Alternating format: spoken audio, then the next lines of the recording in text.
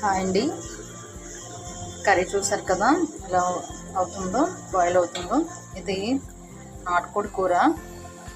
ఇది నాటుకోడి మీరు ఇప్పుడు కాస్ట్ ఎక్కువైపోయింది. ఒక టైంలో అయితే ఒక 10 years బ్యాక్ చాలా కాస్ట్ తక్కువ ఉండేది. అయితే నాటుకోడి అనేది చాలా కాస్ట్ చాలా ఎక్కువైంది. అయినా కూడా అందరికీ చాలామందికి ఎక్కువ నాటుకోడి మాత్రమే ఇష్టం ఉంటుంది. ఇది ఎలా చేసుకోవాలనేది నేను వితిన్ చెప్తున్నాను. ఒకసారి మీరు ఇలా చేసుకుంటారా, ఇంకా బాగా చేసుకుంటారా అనేది కామెంట్ రూపంలో చెప్పండి. ఫస్ట్ నేను ఏం చేశానంటే ఆనియన్స్ ఉంటాయి కదా, ఆనియన్స్ కట్ చేసి డీప్ ఫ్రై చేశాను.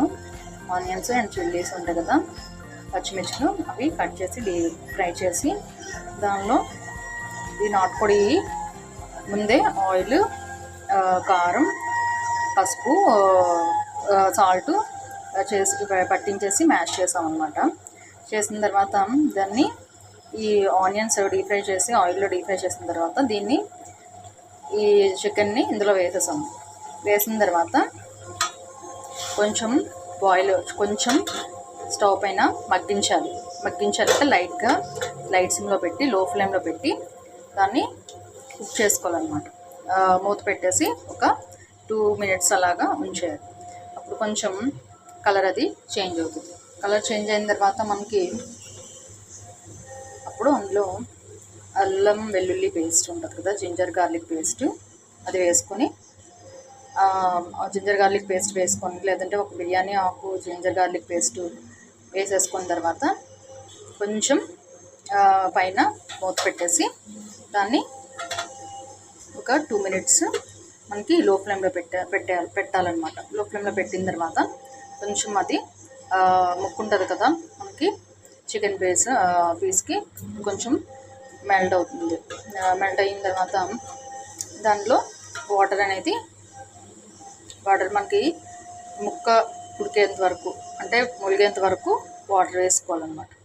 వాటర్ వేసుకొని, నాటుకోడి కాబట్టి కొంచెం వాటర్, నార్మల్ బాయిలర్ కోడి ఉంటుంది కదా, బాయిలర్ కోడి కన్నా ఈ నాటుకోడికి కొంచెం ఇంకా ఒక 1/2 glass వాటర్ ఎక్స్ట్రా పడుతుంది.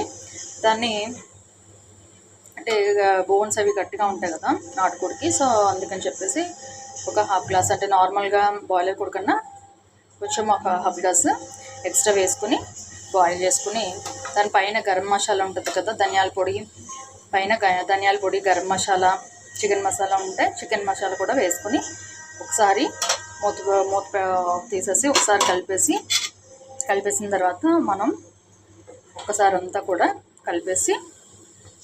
కలిపిన తర్వాత మళ్ళీ ఒకసారి మూత పెట్టేసి మనం ఒక 5 minutes కుక్ చేసుకుంటే మనకి ఎంతో ఇష్టమైన నాటుకోడి కూర రెడీగా మీకు ఉంటుంది. Thank you so much. ఎవరైనా మీకు ఇంకా ఏమైనా కర్రీస్ ఏమైనా కావాలంటే మీరు కామెంట్స్ రూపంలో చెప్తే నేను వాటికి రిప్లై ఇస్తాను. Okay, thank you so much. Please share and subscribe. Thank you.